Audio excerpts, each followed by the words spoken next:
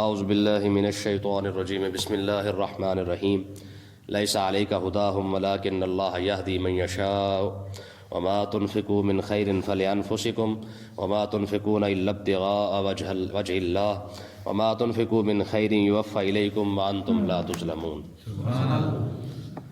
صدقہ اور خیرات کی بات چلتے چلتے یہاں پہ ایک بات آ رہی ہے۔ آقا علیہ الصلوۃ والسلام کو اللہ تبارک و تعالیٰ نے تسلی عطا فرمائی ہے، فرمایا میرے محبوب لیس علیک ھداھم، لوگوں کو ہدایت پر لانا یہ آپ کی ذمہ داری نہیں ہے، لوگوں کو ہدایت پر لانا یا ہدایت دینا آپ کی ذمہ داری نہیں ہے، ولیکن اللہ یہدی من یشاء، لیکن اللہ تعالیٰ جسے چاہے ہدایت عطا فرما دے۔ ٹھیک ہے، یہ بہت خوبصورت تسلی ہے جو اللہ تبارک و تعالیٰ نے اپنے محبوب کو عطا فرمائی ہے۔ آقا علیہ الصلوۃ والسلام پریشان ہو جاتے کہ یہ لوگ کلمہ کیوں نہیں پڑھتے ہیں، یہ لوگ کیوں جہنم کی طرف جا رہے ہیں، تو اللہ تبارک و تعالیٰ نے ارشاد فرمایا میرے محبوب یہ آپ کی ذمہ داری کیا ہے کہ وہ صرف اور صرف یہ ہے کہ آپ رب کا پیغام پہنچا دیں، آپ رب کا پیغام پہنچا دیں، آپ کی ذمہ داری صرف اتنی ہے، آپ کیوں پریشان ہوتے ہیں؟ ہاں اب بھی اگر کوئی نہیں سمجھتا، کوئی سیدھے راستے پہ نہیں آنا چاہتا ہے تو یہ اس کا نصیب ہے، رب جسے چاہے ہدایت عطا فرما دے، تو اس لیے آپ کو پریشان ہونے کی ضرورت نہیں ہے۔ فتح مکہ ہوا نا، تو آقا علیہ الصلوۃ والسلام کعبہ شریف کی چوکٹ کے ساتھ دروازے کے اندر کھڑے ہو کے آپ نے، یا وہ اٹھنی تھی وہاں پر کھڑے ہو کے آپ نے لوگوں کے اندر اعلان کیا، آپ نے فرمایا لوگوں میں نے اللہ کا پیغام پہنچا دیا کہ نہیں؟ سب نے کہا پہنچا دیا، تو آپ نے اوپر منہ کر کے کہا پروردگار گواہ ہو جائے میں نے تیرا پیغام پہنچا دیا۔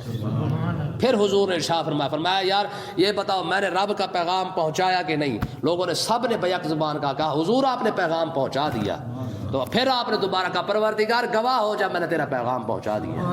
ان اتبع الا ما یوحی الی، فرمایا میرے ذمہ وہی ہے جو اللہ تبارک و تعالیٰ مجھے عطا فرماتا ہے میں تم تک پہنچا دیتا ہوں۔ تو یہ آقا علیہ الصلوۃ والسلام کو خود رب تسلی دے رہا ہے کہ میرے محبوب پریشان ہونے کی ضرورت نہیں ہے، آپ میرا پیغام پہنچا دیں۔ ٹھیک ہے، آپ ہدایت والا مسئلہ میرے اوپر چھوڑ دیں۔ اب اس کا یہ مطلب نہیں ہے کہ یہاں پہ حضور ہدایت کسی کو نہیں دے سکتے ہیں، یہاں پہ صرف ذمہ داری کی بات ہو رہی ہے کہ محبوب ویسے تو آپ جسے چاہے ہدایت عطا فرما دیں، لیکن صرف ذمہ داری کتنی ہے وہ یہی ہے کہ آپ رب کا پیغام پہنچا دیں بس۔ ٹھیک ہے جی، آگے دیکھیں وما تنفقوا من خیر فلانفسکم، پھر بات وہی خرچ پہ آ گئی صدقہ خیرات کی، وما تم جو کچھ بھی اچھی چیز خرچ کرو فلانفسکم وہ تمہارے لیے ہی ہے، یعنی اس میں فائدہ تمہارا ہی ہے۔ تم اگر اچھی چیز اللہ کی بارگاہ میں خرچ کرو گے، اللہ کے راہ میں خرچ کرو گے تو تمہارا فائدہ کیا ہوگا؟ دنیا کے اندر بھی تمہیں برکتیں مل جائیں گی، آخرت میں بھی تمہیں اجر عطا فرما دیا جائے گا، تو فائدہ تو انسان کا ہوا۔ تو یہ بتایا جا رہا ہے بھئی صدقہ دے کر کسی پر احسان نہ کرنا، کیونکہ تیرا احسان ہے ہی نہیں۔ احسان تو تب وہ جو اگلے کو تو دے رہا ہے اور تیرا اس اگلے کا فائدہ کر رہا ہے، نہ صدقہ دے کر تو اپنا فائدہ کر رہا ہے، تو اپنی مصیبتوں کو ٹال رہا ہے، اپنے حالات کو اچھا کر رہا ہے، اپنی برکتیں سمیٹ رہا ہے، آخرت میں اپنے درجے کو بلند کر رہا ہے۔ تو اس لیے صدقہ دینے کے بعد تیرا احسان نہیں ہے، یہ اس کی مہربانی ہے کہ اس نے تجھ سے صدقہ لے لیا ہے۔ کیوں جی؟ یہ اس کی مہربانی ہے کہ اس نے کم سے کم تجھ سے صدقہ تو لے لیا ہے، تو اگر وہ تجھ سے صدقہ نہ لیتا تجھے سارا کچھ ملتا کہاں سے؟ یہ اسلام ہے۔ وما تنفقون الا ابتغاء وجہ اللہ، فرمایا کہ تم جو کچھ بھی خرچ کرو تمہارا مقصد کیا ہو؟ الا ابتغاء وجہ اللہ، تم اللہ کی رضا تلاش کرنے کے لیے خرچ کرو۔ ہاں تمہارا مقصد تو یہی ہونا چاہیے کہ میرے مالک کسی طریقے سے بھی تو راضی ہو جا۔ تم نے کسی کو کھانا کھلایا ہے، کسی کو پانی پلایا ہے، یار حتیٰ کہ اگر روڑا بھی اٹھا کے سائڈ پہ رکھ دیا کسی کو تکلیف نہ ہو جائے، تو مقصد صرف اتنا ہونا چاہیے کہ پروردگارا یہ جو میں نے نیکی کی ہے صرف اس لیے کہ تو راضی ہو جائے۔ ٹھیک ہے نا جی؟ وما تنفقوا من خیر یوفى الیکم، یہ تیسری بات آ رہی ہے، بات تم جو بھی اچھی چیز خرچ کرو گے یوفى الیکم، تمہیں پوری واپس کی جائے گی، تمہیں پوری چیز واپس کی۔ ہاں تمہارے اندر تو انتم لا تظلمون، تمہارے ساتھ ظلم نہیں کیا جائے گا۔ ایسا نہیں ہوگا کہ جناب یہاں پہ تم 10,000 خرچ کر کے جاؤ اور وہاں پہ تمہیں 9,000 مل جائے، ایسا نہیں ہوگا۔ یوفى الیکم، تو کہتے ہیں نا رتی ماشا تول کے تمہیں دیا جائے گا۔ فمن یعمل مثقال ذرۃ خیرا یرا ومن یعمل مثقال ذرۃ شرا یرا، تم جو کچھ بھی اچھائی کر کے آؤ گے، ذرہ بھی برابر اگر نیکی کر کے آؤ گے، رب تمہیں اس کی بھی جزا عطا فرمائے گا۔ ہاں تمہارے ساتھ ظلم نہیں کیا جائے گا، ایسا نہیں ہوگا، کمی پیشی نہیں ہوگی۔ پاکستان تھوڑی ہے وہ میدان محشر ہے، وہاں پہ ایک جناب اعلیٰ رتی کو تول کے دیا جائے گا۔ بلکہ زیادہ دیا جائے گا، کم تو نہیں دیا جائے گا۔ آگے دیکھیں جی، للفقراء الذین احصروا فی سبیل اللہ، یہ علماء کے بارے میں ہے۔ فرمایا وہ فقیر لوگ احصروا فی سبیل اللہ ہیں تو فقیر، لیکن اللہ کے راستے میں انہیں روک لیا گیا ہے، اللہ کی راہ نے انہیں روک رکھا ہے۔ لا یستطیعون ضربا فی الارض، وہ زمین میں چل پھر نہیں سکتے ہیں، رب کی راہ نے انہیں روک رکھا ہے۔ یہ اصحاب صفہ کے حق میں یہ آیت نازل ہوئی، اور اس سے مراد علماء ہے۔ ٹھیک ہے، کیا علماء ہے؟ فرمایا کہ وہ فقیر جو اللہ کی راہ میں کام کر رہے ہیں، رب کے راستے پر چل رہے ہیں، لا یستطیعون ضربا فی الارض، زمین میں چل پھر کے کام نہیں کر سکتے۔ ٹھیک ہے، زمین میں چل کے کام نہیں کر سکتے ہیں۔ فرمایا کہ یہ وہ لوگ ہیں یحسبهم الجاہل اغنیاء من التعفف، فرمایا کہ وہ کام نہیں کرتے، لیکن جاہل لوگ یہ سمجھتے ہیں اغنیاء، بھائی ان کے پاس تو پیسہ ہی بڑا ہے، بھائی من التعفف، ناواقفیت کی وجہ سے لوگ سمجھتے بھی بڑے پیسے والے ہیں۔ اس سے مراد مفسرین کہتے ہیں کہ علماء ہے، یعنی علماء کیونکہ دن رات یا تو مدرسے میں بیٹھ کے پڑھا رہے ہیں یا مسجدوں کے اندر بیٹھ کے پڑھا رہے ہیں، تو اب وہ ظاہر کاروبار نہیں کر سکتے، تو لوگ سمجھتے بھی مولوی کے پاس تو پیسہ ہی بڑا ہے۔ بھائی یہ قرآن کا فیصلہ ہے، فرمایا یحسبهم الجاہل اغنیاء، جاہل سمجھتا ہے کہ اس کے پاس پیسہ بڑا ہے، غنی بڑے ہیں۔ ٹھیک ہے، اب مجھے آپ بتائیں اس سے بڑی اور کوئی شان ہو سکتی ہے علماء کی کہ رب ان کی تعریف کیا بیان کر رہا ہے کہ میں یہ نہ سمجھنا کہ میرے علماء کو کاروبار کرنا نہیں آتا ہے۔ جس نے بخاری پڑھ دی ہے، مسلم پڑھی ہے، ابن ماجہ، ترمذی، نسائی، قرآن، حدیث سارا کچھ پڑھا ہے، دنیا کا ہر مسئلہ جانتا ہے، ٹھیک ہے، حرام اور حلال کو جانتا ہے، اسے کاروبار کرنا نہیں آتا؟ کیوں جی؟ بات صرف کیا وجہ ہے، کاروبار کیوں نہیں کر سکتا؟ صرف اس وجہ سے نہیں کرتا کہ یار کسی طریقے سے چلو رب کا کام ہو جائے۔ ٹھیک ہے نا جی، امام نمازیں بھی پڑھا رہا ہے، جمعہ پڑھا رہا ہے، سب کچھ کر رہا ہے، لیکن باہر اس لیے کاروبار نہیں کرنے جاتا کہ یار اگر میں بھی کاروبار میں لگ گیا تو نمازیں کون پڑھائے گا، پھر جمعے کون پڑھائے گا، پھر عیدیں کون پڑھائے گا؟ ہوتا ہے کہ نہیں؟ اچھا، پھر بھی مولوی ظالم ہے، پھر بھی مولوی ظالم ہے۔ آپ مجھے بتائیں یار، سیکورٹی گارڈ ہو نا، آپ اسے کہتے یار پانی تو پلا دو، کہتے جناب میری ڈیوٹی نہیں ہے، ہوتا ہے کہ نہیں؟ یہی کچھ کہتے ہیں، کہتے میری ڈیوٹی نہیں ہے۔ آپ کسی مالی کو کہہ دیں کہ بھائی تیری مہربانی آج گن پکڑ کے باہر ہی کھڑا ہو جا، سیکورٹی گارڈ نہیں ہو، کہتے جناب یہ میرا کام نہیں ہے۔ واحد امام ہی ہے جس کی ڈیوٹی کیا تھی؟ نماز پڑھانا اور جمعہ پڑھانا، بچے پڑھانا تو شامل ہی نہیں تھا، اذان دینا تو شامل ہی نہیں تھا، بچے کے کان میں اذان دینا شامل ہی نہیں تھا، جنازے میں جا کے جنازہ پڑھانے کے بعد قبرستان کا جا کے دعائیں مانگ کے آنا یہ اس کی ڈیوٹی میں شامل نہیں تھا۔ پھر ہر جتنے بندے شامل ہیں آپ دیکھیں کام کرنے والے، چاہے وہ پرائیویٹ ہے چاہے وہ سرکاری ہے، ان کے ایک کیا کہتے ہیں کہ نوکری کرنے کی ایک لمٹ ہے، وہ 10 گھنٹے کر لے 8 گھنٹے کر لے، ایسا ہوتا ہے۔ واحد امام ہے جس کا مرضی جب جا کے کنڈا کھڑکا لو، ٹھیک ہے جی، 24 گھنٹے سروس جاری ہے، پھر چھٹی کوئی نہیں ہے، سردی نہیں ہے، گرمی نہیں ہے، ٹھیک ہے۔ پھر اس کے باوجود آج بھی حالات جیسے بھی ہے، ہر ادارے کے اندر احتجاج ہوتا ہے، ہر ادارے کے اندر جناب کبھی جناب واٹر والے کر رہے ہیں جی ہماری تنخواہیں بڑھاؤ، ٹھیک ہے، کبھی ڈاکٹر تو ماشاءاللہ ویسے ہی اللہ کے فضل سے بڑے غریب لوگ ہیں، ہر دوسرے مہینے نکلے ہوتے ہیں، وکیلوں کی تو بات نہ پوچھے، وکیلوں سے بڑا مسکین تو پاکستان کے اندر ہے ہی نہیں، ٹھیک ہے جی، یہ بالکل شریف قسم کے لوگ ہیں، آپ جتنے شریف آپ کو وکیلوں میں ملیں گے دنیا میں کہیں نہیں ملیں گے، ٹھیک ہے، لیکن سارے روتے پھرتے ہیں یار آج بھی یہی مولوی ہے جو آج بھی احتجاج کرنے باہر نہیں نکلتا کہ یار ہماری تنخواہیں بڑھا دو۔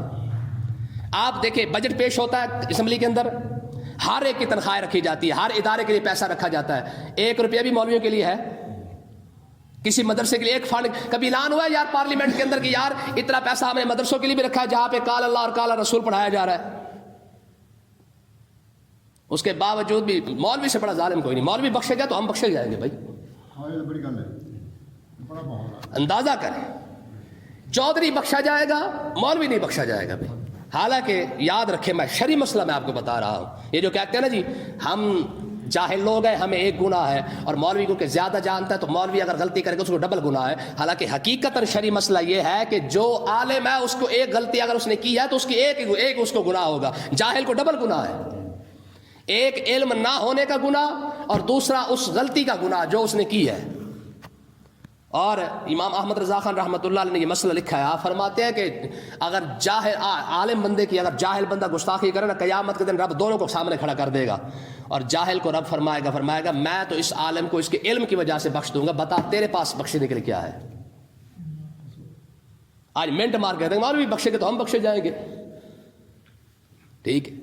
آج بھی یار مسجد آباد ہے، آج بھی مدرسے آباد ہے. آپ دیکھ لیں جتنی مسجدیں بنتی جا رہی ہے، آپ کو ایک مسجد ایسی نہیں ملے گی جہاں پہ امام نہ ہو، اور 5 ٹائم کی نماز ہو رہی ہے.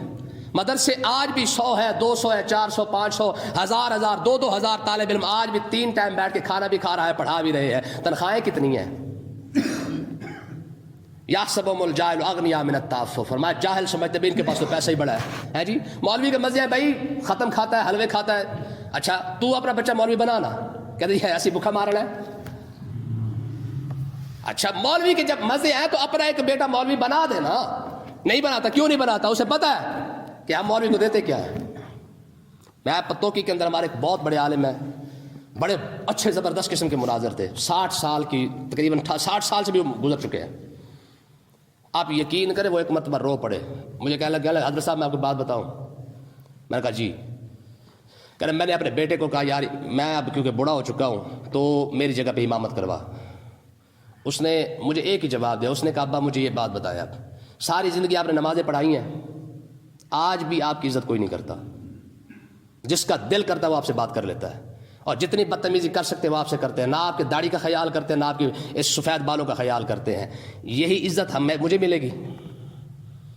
وہ رو پڑا. ٹھیک ہے میں اس کا نام نہیں لیتا، ٹھیک ہے، یہ پتوکی کی طرح آج بھی زندہ سلام ہے. اس نے کہا جی جو عزت معاشرہ آپ کی کر رہا ہے نا ہماری بھی یہی کرے گا. کہتے جی میں نے بڑا زور لگایا. میں نے کہا یار تیری مہربانی مسلح سماؤ. انہوں نے کہا نہیں جی ہمارے لیے فیکٹری ٹھیک ہے. یار واحد مولوی ہے نا جس کو آج بھی عید کا انتظار کرنا پڑتا ہے کہ وہ عید پڑھائے گا تو اس کے بچوں کے لیے کپڑے آئیں گے نا. عید پڑھائے گا تو اس نے لوگوں کے چھری جا کے پھیرنی ہے جانوروں کو، تو پھر جا کے اس کے گھر کے اندر پائیا گوشت آنا. کیوں جی؟ یہ حقیقت نہیں ہے. پھر بھی معاشرہ کہتا جی ہمیں تو لڑانے والے ہی مولوی ہیں بھائی، سارے فساد کی جڑی مولوی ہے بھائی. ہمارے ملک کے اندر جو خرابی آ رہی ہے وہ تو مولویوں کی وجہ سے آ رہی ہے. کبھی دیکھو تو صحیح نا یار ایک چھلا مچھا نعت خواں آ جائے جی ایک رات کے اندر محفل کے لیے آیا تو اس کو پی سی کے اندر جناب والا رہائش بھی ملے گی، اس کے پروٹوکول بھی ہوگا، 2 لاکھ 4 لاکھ پھر لے کے جائے گا. آج بھی اتنا بڑا عالم ہو، کالا کالا رسول اللہ ساری زندگی پڑھاتے پڑھاتے گزر جائے، 20,000 سے زیادہ تو کسی عالم کی تنخواہ نہیں ہے. یار جس دکان سے آپ سودا لیتے ہیں مولوی بھی اسی دکان سے لیتا ہے. جو پیٹرول آج 200-250 روپے آپ کو مل رہا ہے مولوی کو بھی اسی پیسوں سے ملتا ہے. جو گھی آپ کو جس پیسوں سے ملتا ہے مولوی کو بھی اسی پیسوں سے ملتا ہے. صرف ہمارے لیے اپنا مہنگائی ہوئی ہے، امام کے لیے نہیں ہوئی. اچھا منٹ ماریں گے، ہماری لاہور کمپنی ماشاءاللہ پورا لاہور سبحان اللہ، ٹھیک ہے جب امام کو نکالنے کے اگر کہیں منٹ مارو جی اپنا سامان اٹھاؤ. کبھی سوچتے ہیں یار یہ لوگ کہ جناب جب کہتے ہیں نا رات کو چلو جی آپ کی چھٹی جاؤ، بتاؤ اس ٹائم صبح وہ بچے لے کے کہاں جائے گا؟ کرایہ دار ہے نا کرایہ دار، وہ بھی سوچ رہے تھے کہ بھائی تیرے پاس 15 دن کا ٹائم ہے، اپنا جا کے انتظام کر لے، مہینے کا ٹائم ہے بھی جا کے اپنا انتظام کر لے. اور مولوی کہتے چلو بھی اپنا سامان چک. کئی علماء کو میں نے روتے دیکھا، کئی قسم کا بخدا ہمارے دوست ہیں امام مسجد ہیں وہ روتے کہتے یار سامان کہاں رکھے، بچوں کو کہاں پہ بٹھائے دستی طور پہ. جب لائیں گے امام کو تو کہیں گے جناب ہمارا ابا بھی آپ ہے، ہماری اماں بھی آپ ہے، ہمارا تو سب کچھ آپ ہے.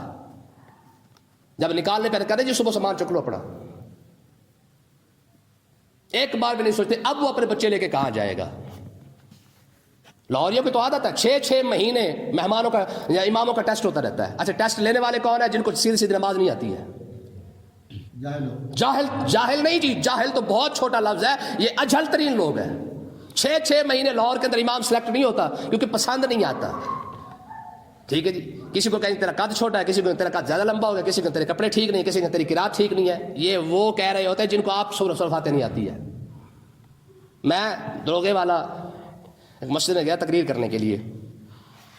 آپ یقین کریں صرف مسجد کی جو ٹوٹیوں والی جگہ تھی نا قسم سے وہاں پہ پاؤں رکھنے کا دل نہیں کرتا تھا، شیشے کی طرح جو ہے وہ نظر آتا تھا وہاں پہ.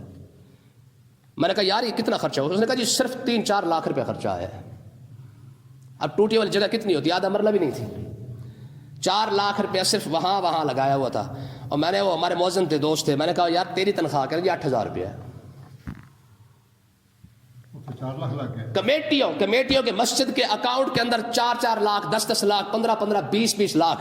آپ حیران ہوں گے لاہور کی ایک مسجد کے ایک اکاؤنٹ کے اندر یاری کے نام پر 4 کروڑ روپے پڑا ہوا ہے. 11ویں شریف کا اکاؤنٹ بنوایا باقاعدہ اور اس کے اندر 4 کروڑ روپے پڑا ہوا ہے. اور امام مسجد کی تنخواہ بھی 20,000 ہے. سب کے حقوق ہمیں یاد آ جاتے ہیں. یار واحد امام ہی ہے. آپ جائیں ذرا لاہور وزٹ کریں, صرف مسجد امام مسجدوں کی تنخواہیں, اپنی تنخواہیں کو چھوڑو, آپ امام مسجدوں کی رہائش جا کے چیک کریں ذرا, صرف خالی جا کے امام مسجد کی رہائش چیک کر کے دیکھ لیں. کیوں؟ ایک طرف تو ہمیں دین یاد آ جاتا ہے کہ بھائی جو اپنے لیے پسند کرو وہ دوسرے کے لیے پسند کرو. ایمانداری سے بتائیں ہماری رہائش اور امام مسجد کی رہائش برابر ہے؟ ہر ایک خدا بننے کی کوشش میں مصروف, لیکن یہ تماشا بھی خدا دیکھ رہا ہے جی. امام کے ساتھ کر کیا رہے ہماری قوم؟ آپ لاہور میں, صرف لاہور نہیں, کراچی, پاکستان, آپ جہاں بھی چلے جائیں پورے پاکستان میں, آپ جا کے صرف امام مسجدوں کی آپ رہائش چیک کر کے دیکھ لیں کہ امام مسجد کی رہائش کیسی ہوتی ہے. جب ایک عام بندے کے لیے حکم یہ تھا کہ بھائی جو اپنے لیے پسند کر اپنے دوسرے بھائی کے لیے بھی ویسی پسند کر. حضرت ابو ذر غفاری رضی اللہ تعالیٰ عنہ, آپ جا رہے ہیں, دیکھا ایک بندے نے کہ جو چادر آپ نے پہنی ہوئی ہے آپ نے غلام نے بھی وہی پہنی ہوئی ہے, تو کسی نے کہا جناب دو